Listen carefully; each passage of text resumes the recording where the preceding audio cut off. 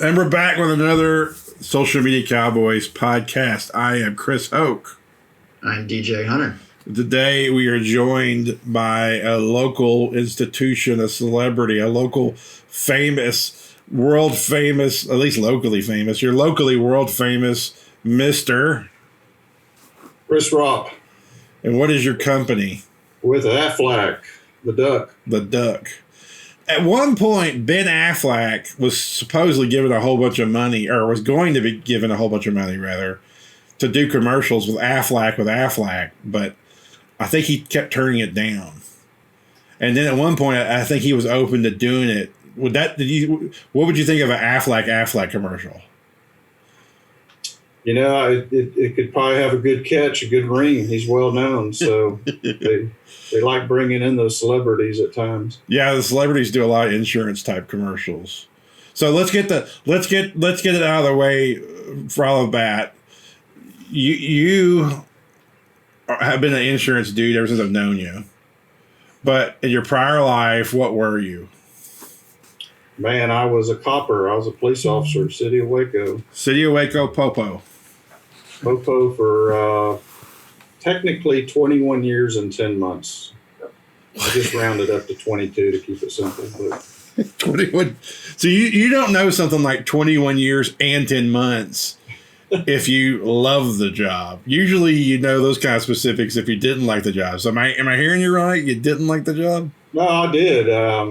I just back then I was in my early 40s and I had 2 major back surgeries, and I was just suffering a little bit of burnout from,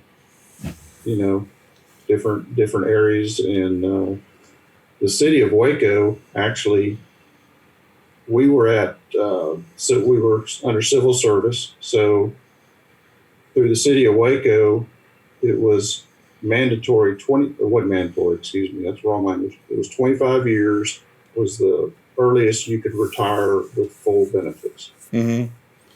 In 2001, the city manager changed that to 20 years. And so I decided, since I could get a little retirement check, it's not enough to even live off of course, Mm-hmm. but since I could get something, that I would pursue a second career. And I got 4 titanium bolts in the bottom of my back, right where a gun belt would sit. Oh my God! So when I had to wear the uniform, it was really a lot of pressure. It was actually a lot of pain, and I even had special permission to wear these heavy duty suspenders, but it looked kind of goofy. But so I just decided it was time after that injury, the last surgery, that I needed to probably look for something else. I could have stayed on. There was nobody was asking me to leave. And I enjoyed all those years. I've got dear friends that are still on the police force. Yeah.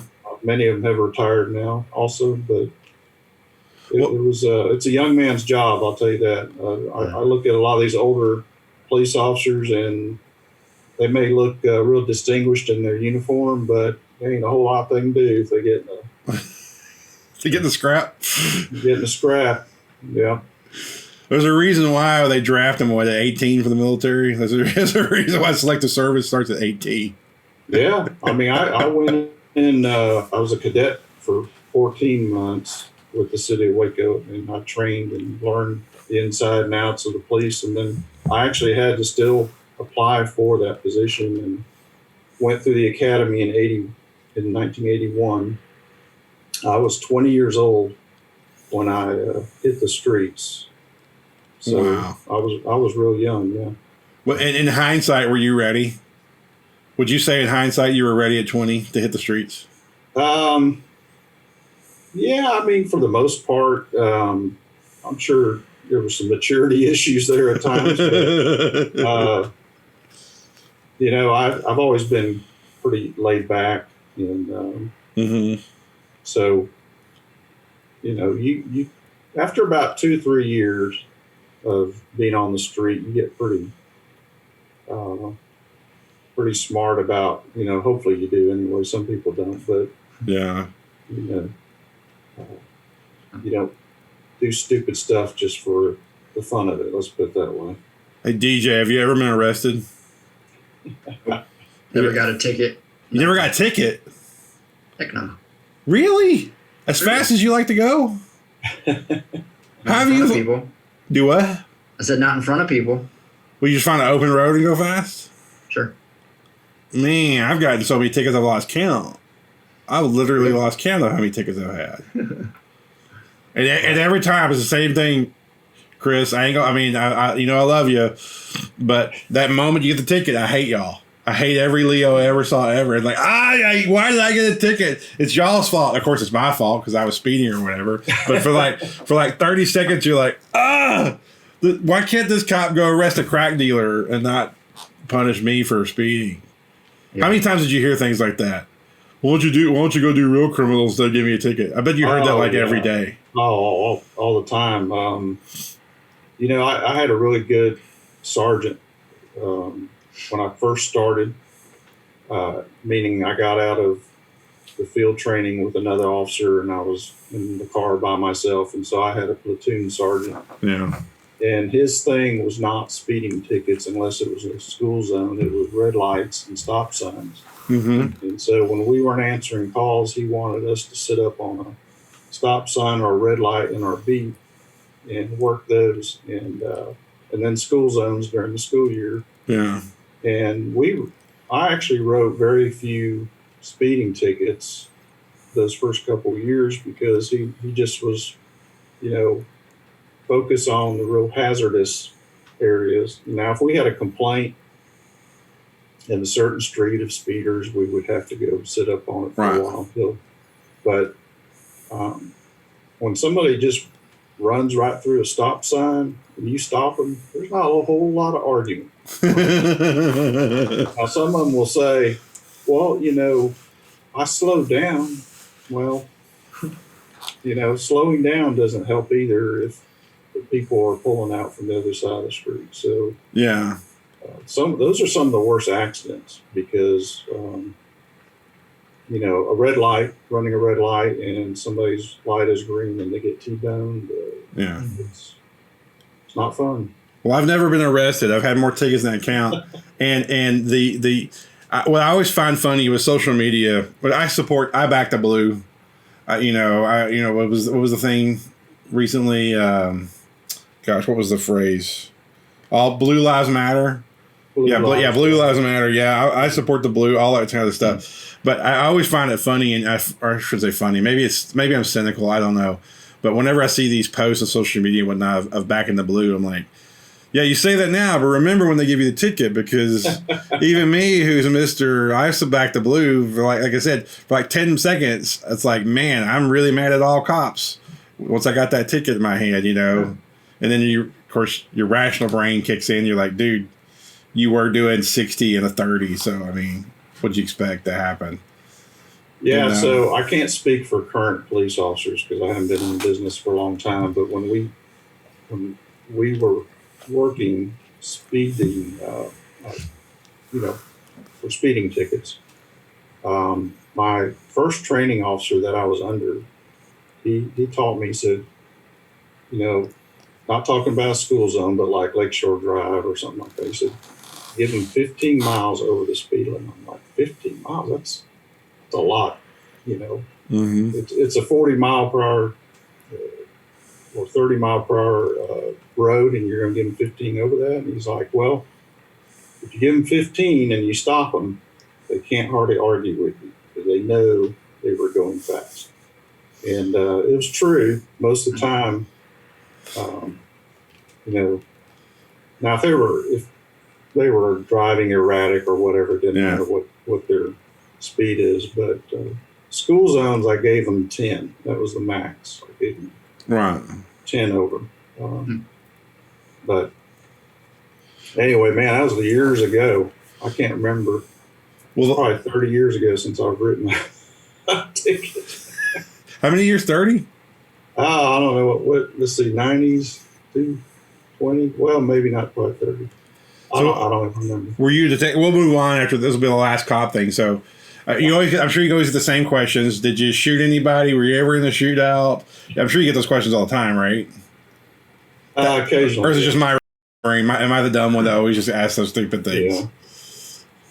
Well, no, I never had to shoot anybody. Came close a couple of times, but never had to pull the trigger. The one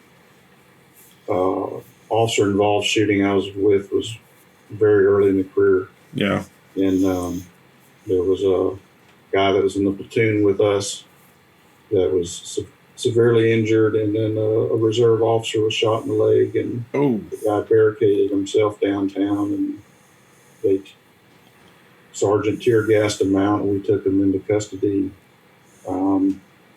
Now there were a lot of instances over the years where you were probably just a hair from pulling the trigger, Right.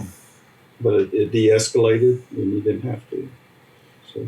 Well, where I live now, we've only called the police one time. We heard a noise that was definitely not animal outside.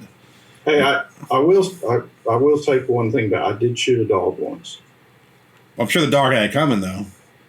Yeah, it was part wolf and pit bull, and it lunged at me at a house over in East Waco. Yeah. And I didn't have any choice but to shoot it or get bit. Did it die? Instantly. It was a very unfortunate, but fortunate for my well-being. Well, yeah. I mean, you got to protect yourself from all things, right? I mean, it's not just people that could hurt you. It's animals and things, right? Yeah, I mean, there's been a number of officers who've had to, unfortunately, shoot dogs that have come at them, when we answering the call. I was actually doing a little investigation, and it was loose, and it came around from the back of the house, and I actually shot it in midair as it lunged. It was the luckiest shot ever, to be honest with you. What'd you hit it with? What was it? Back then, it was probably we were still either carrying the 9mm, or I think we were still carrying 9mm. So you hit a dog with 9mm in midair. It killed it instantly. It came around the corner of a house. It jumped, lunged at me. It was probably 4 to 5 feet away from me in midair. When I just quickly pulled my gun and happened to hit it in the head. I mean, oh my God. It was. That's crazy. It was pure instinct. But it was loose. It wasn't chained up or anything. It was,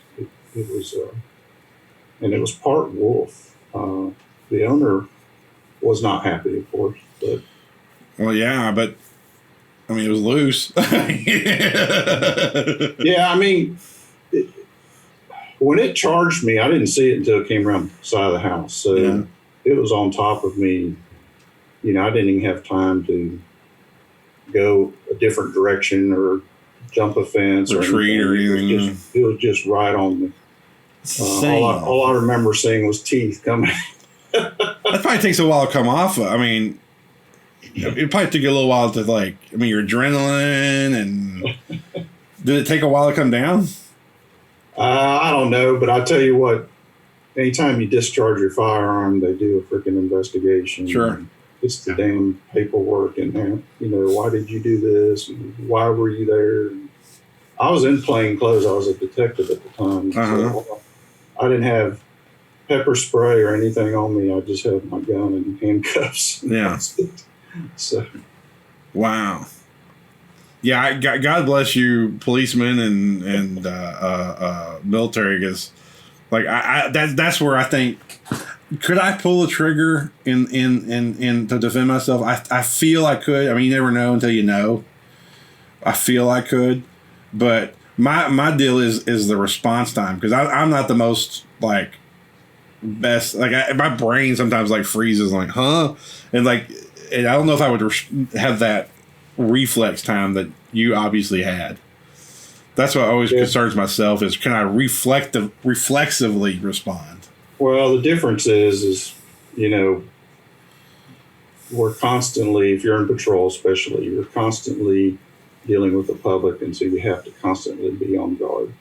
And, you know, it doesn't matter whether you're pulling somebody over for speeding, or if you get a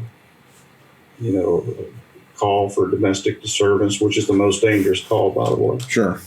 And, you know, you should be always alert. Yeah. And, you know,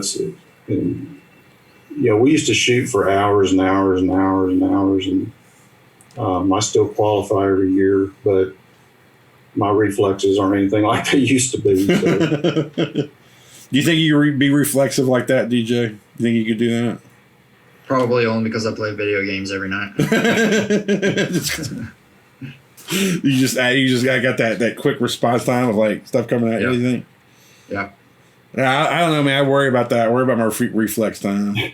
I worry about that. I think in a car driving, I'm pretty good. But you know, if I'm just walking down an aisle at Walmart and see somebody jump at me, I don't know what I'd do. Yeah. I don't know if I just throw my card at them or just stand there like a big dumb oak or what. I don't know what I would do. Guess you don't know until you know. No, you don't. You know, I was a training officer for a number of years, and since we're still on the subject, you know, I had a guy that had, we got rid of him, thank goodness. He was training under me. I was his second training officer. The first training officer tried to get rid of him. When I got him, I'm like, why is he still here? Because the first time we pulled a car over, and I was driving at that point, but yeah, we pulled this car over. Well, the backup, you know, whoever the backup is, whether they come in a second car or they're in the car with you like this guy was, gets out and goes up to the other side of the car and just for safety reason, you know, watches passengers. This joker wouldn't even get out of the patrol car. And when I got done with the stop, he was in this car, in this seat, and just shaking. I'm like, what the, you know, blankety blank is wrong with you? Right. You didn't even get out of the car. And anyway, terrible situation, you know.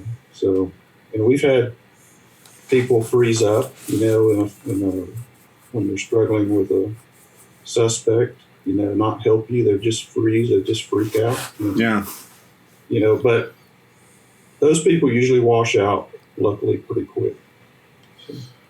Yeah. I mean, I think you have to have, like, I don't have any of this. I never had any interest to be a soldier or a policeman or any kind of first responder, mostly because I don't know. I'm not sure I have all those reflexes and response times, and like I'm really good at problem solving if you give me enough time, but to just make a decision in 0.0001 seconds like you guys do, I don't know.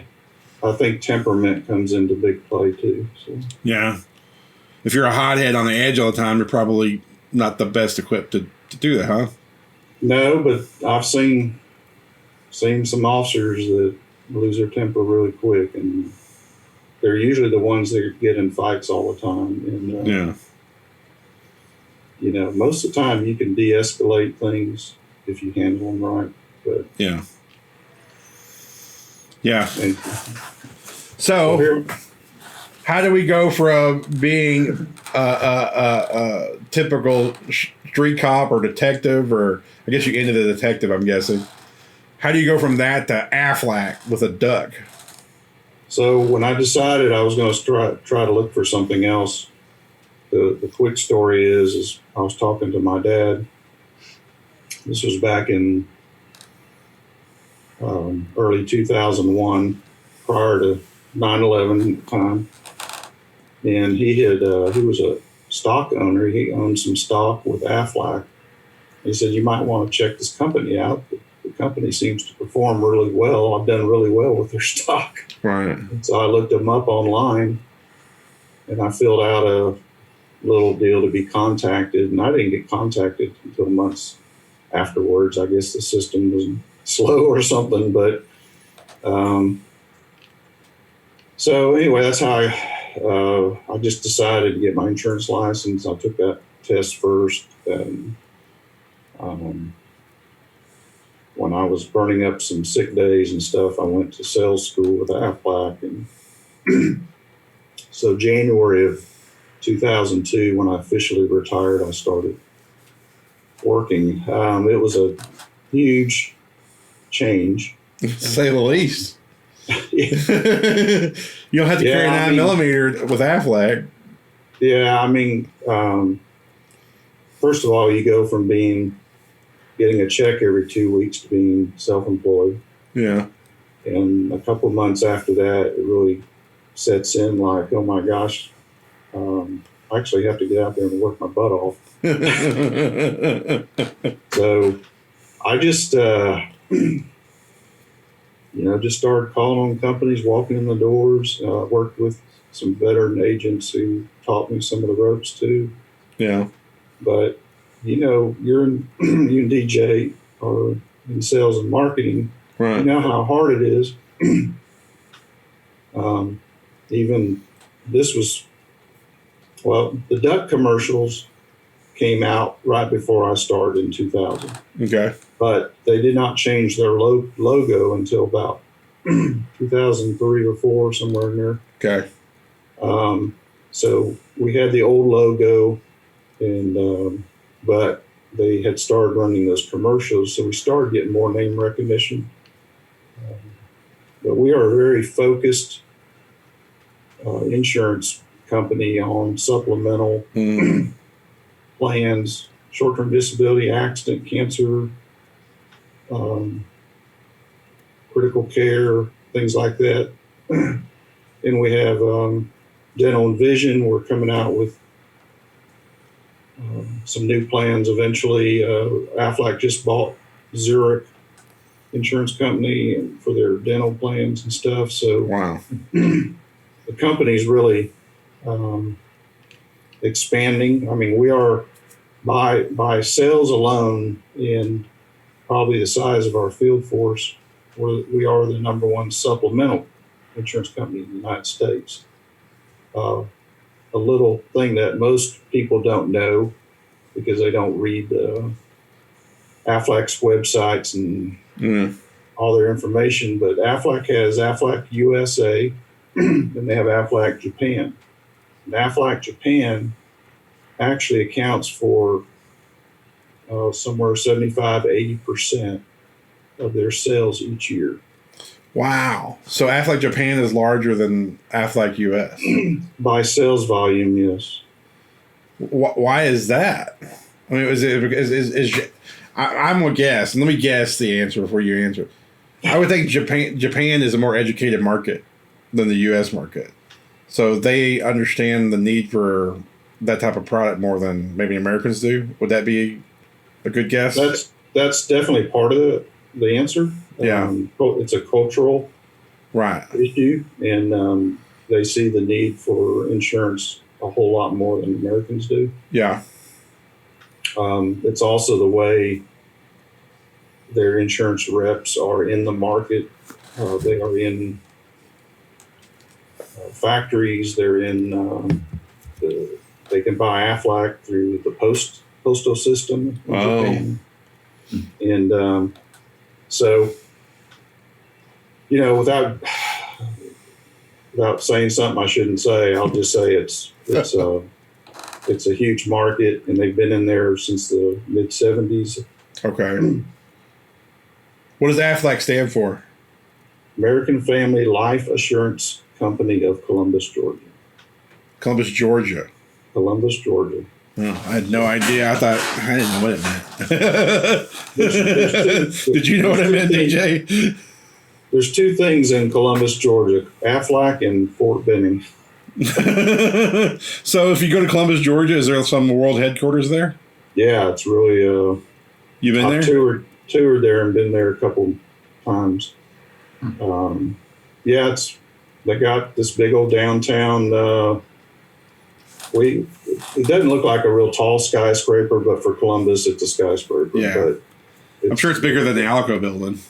Yeah, and then they have campuses. Yeah, no, I don't know. It's shorter than the alligator. Really? Yeah. Oh, okay. But it's very prominent in downtown Columbus. Okay. Yeah. I don't know if I could pick out Columbus, Georgia on a map, to be honest with you. I'm not sure I could. I know where Georgia is, but I'd have to scan it to see if I could find Columbus. I'm not really sure. It wasn't necessarily on my radar either. So we do marketing. So to bring this around the bat, I asked a similar question with Josh Adams, who does not supplemental insurance, but I guess what you call regular insurance or P&C or whatever. So how does like the marketing of that duck help or hurt you? Does it hurt you or help you? I guess is the first question. And if so, how so? So it helps. Okay. Okay. Here's the thing about any big company. Let me preface this by saying I'm an independent agent that represents Aflac. So I'm not an employee of Aflac. So I get a 1099 from them based on earnings. So when I represent Aflac, I have to abide by their guidelines and all that. So they're very strict on their marketing and their logo and their brand. And if I was to put an advertisement in a newspaper or something like that, I have to have it pre-approved. It has to be right. I can't take that logo behind me and change it in any way. Sure. With that said, they do a lot of marketing on TV, mainly sports venues now, but they've always had a advertising campaign. So the name recognition, since I've been with them, has just gone way up. Yeah. But I will tell you, a lot of people don't know what we do, even though they may hear a little blip on the commercial. They don't know if we're car insurance. I just tell them we're not the lizard, we're the duck. We don't do car insurance or homeowners insurance. We're not in the property casualty world, and we don't do major health insurance. Yeah. So I have an Aflac policy through you. One thing, my little pitch for you. I'm not going to say, because I don't know if DJ does or doesn't, so I'm not going to put you on the spot if DJ does or doesn't. He's got insurance though. I'll let y'all two work that out. But one thing I'll say about you and my little quick sales pitch for Chris Raup is when I first started being self-employed and whatnot, one of the earliest things I did was I got a life insurance policy for myself. And this is back in my starving artist days. And even then I had a life insurance policy in my starving artist days. So I've always felt like there wasn't a whole lot of excuse. At least have enough money for them to dig a hole and put you in there and cover you up with dirt. At least, at minimum, don't go through life with not having enough money to do that. I mean, not everybody can afford health insurance. Not everybody can afford to. We can't all make have enough insurance to make our kids rich because we died, but at least have enough to dig a hole. And I always felt like if people say that they can't afford life insurance, I think you just haven't talked to one. Because I couldn't afford it then, but I could afford it. You know what I mean? Well, it's just priorities. Younger people especially think they're bulletproof, to use a pun, but they don't think they can get injured. They don't think they can die. And, it happens all the time. All the time. So, maybe statistically you won't die from an accident, based on just the grand numbers. But,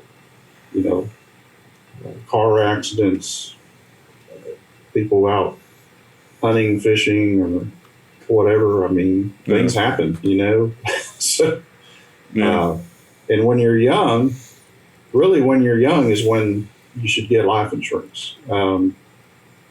Because it's so cheap, but there's different types. There's no excuse though really to not have a minimum amount to where your parents or family could at least, like you said, dig a hole and put you in it. Yeah. I mean, it's really, when you're young, it's cheap, and even some of the plans out on the market, not talking about necessarily Aflac per se, because there's so many different types of insurance. But we have life insurance, and I mean, there's stuff out there for people if they really want to look at it. And if you're in your 20s or 30s, I mean, you know, basically, unless you're in the penitentiary, you should be able to afford life insurance. Right. You have life insurance, don't you, DJ? Probably. Probably. I have everything. Yeah. DJ's dad is the small biz guy, so DJ's got everything. Yeah. I don't think you have. I probably got it when I came out the womb. Well, Judo's got one. He's got. Do I have 2 policies? Maybe it's. Can you have 2 life insurance policies on somebody? Yeah. I can't remember if I've got 2 on me and 1 on him, or 2 on him and 1 on me. I can't remember. I review this stuff with. That's the reason I pay Chris Raup and anybody else that I work with, because I'm suck at keeping up with this stuff. So. Well, most people are. Yeah, I mean that's why you have a job, is because like I don't think about these things, except for that. So let me say something about the marketing again, since you brought it up. Yeah.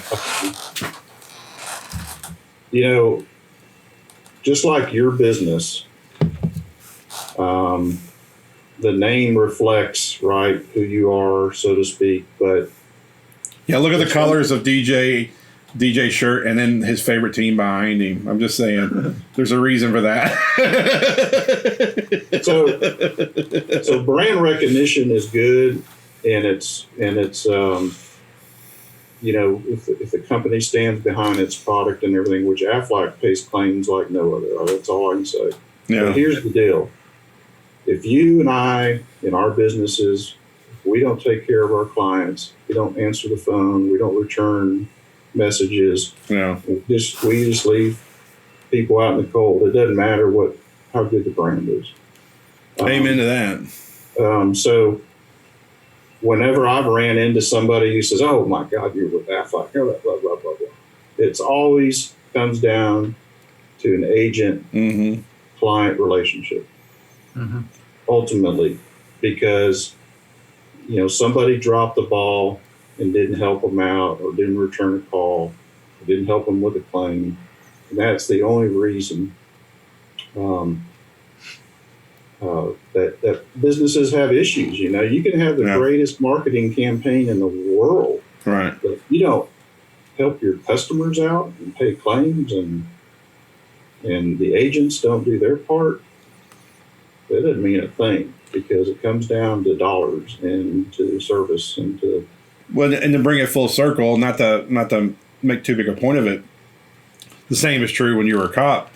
I mean, most people who throw cops in the bad bucket, it really was because of one bad cop or one bad experience with one bad apple. I mean, 99.9999% of cops are just regular people that have taken on a job, and they're just trying to do their job as best they can and get home at the end of the day and be alive and take care of their own people. It's that one bad experience with that one bad agent, or that one bad social media manager, that one bad cop that spoils it. Not it's not Affleck's fault. It's not all of Leo's fault. It's that one bad thing, and I think that it behooves us as providers of whatever we're providing to do our best work, but also is incumbent on the clients and the people to give a little grace, you know, and not throw everybody into the bad bucket. You know what I mean? Yeah, I think most people are rational and they can differentiate, but you know, if you get in an emotional situation, sometimes it just doesn't work out well. I mean, insurance is a very emotional thing, man. I mean, people, when they come to cash in the end, there's usually something heavy on their heart, whether it be life or whether it be supplemental. Do they need so you know, Aflac started the first cancer policies on the market back in 57, 58, somewhere in there. And they built their company on cancer plans for the people, and they even sponsor a children's Cancer and Blood Research Center in Atlanta. But point is, when you're dealing with someone, you enroll in a cancer plan through work. 6 months later, you have a lump or something happens, you go to the doctor, get checked out, get diagnosed. What does that cancer plan do? Well, it doesn't cure you, right? Your cancer plan doesn't cure you, but what it does do is it helps you financially get through that event. And that's what they're designed for. And so when someone, and this happens to me almost on a monthly basis, I get a call from someone in one of my accounts who's been diagnosed with cancer, and they go, what do I do? And we start them on that process of filing the claims.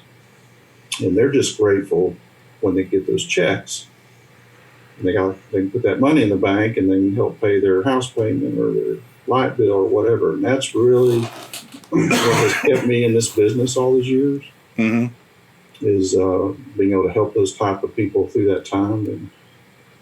And they get paid, they get their money, and maybe it's terminal cancer and they're not going to be on this earth forever, but their family's going to be able to have some extra money during the event and things like that. And then a lot of people do recover now. So yeah.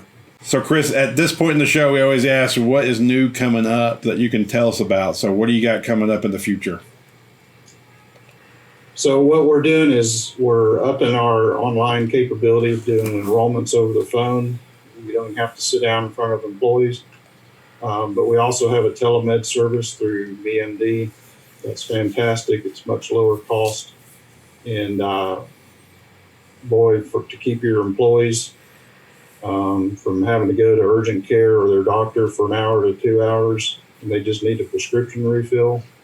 The telemed service is fantastic, and it will be much, much cheaper, lower cost through an Aflac account than it will if you went just online and try to pick a company and do it online. Or even your health insurance. Health insurance companies are doing telemeds now, but they're charging either the full copay or even higher for the visit. And ours is $25. So that's why it's really worth it. Well, with there's pluses and minuses.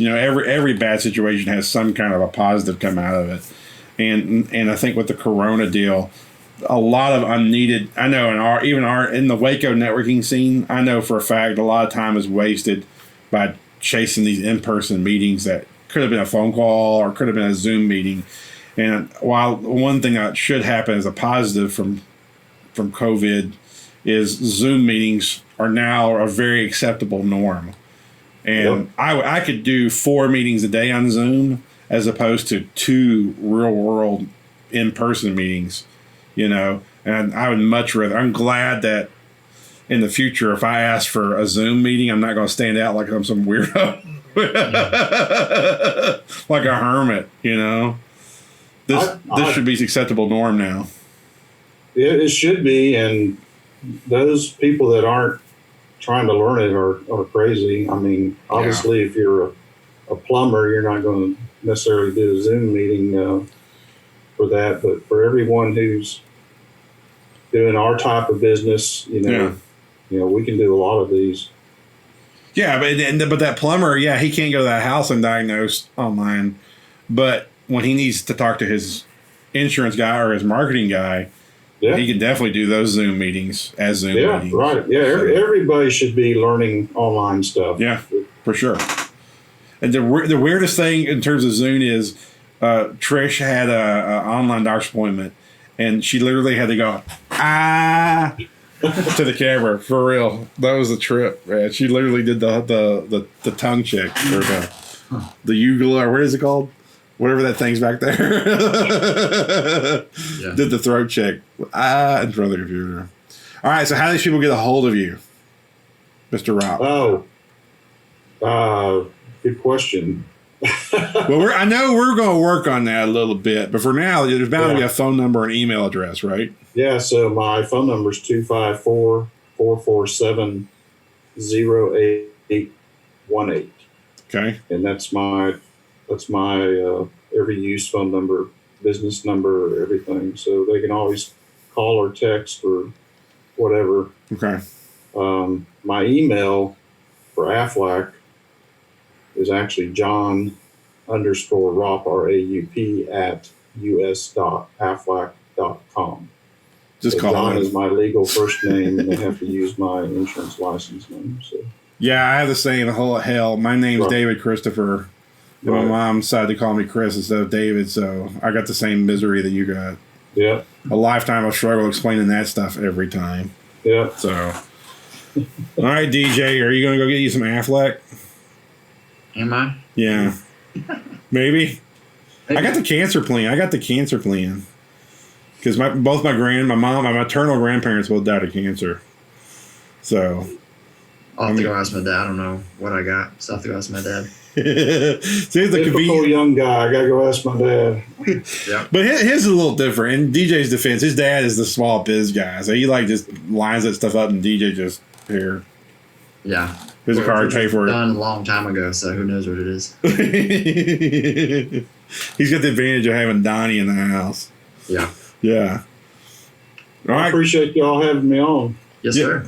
Yeah. Well, we appreciate you as a Aflac guy. We appreciate your years of loyal service on the front lines of the wild west of Waco. And you can always contact Chris Hoke, and he'll tell you how to get a hold of me. Now that's true, but we're gonna work on a little bit more visibility. I think we're fixing to power team up with Mr. Raup Aflac here pretty soon. You might see me sharing some of his posts and him sharing some of mine That's right. because we do have a lot of the same type of clientele. So might be a little more power Business to team. business to business. So we're a good fit. Yeah, we will be. All right, guys. Well, thank you for joining us, and everybody stay safe. Yes, sir.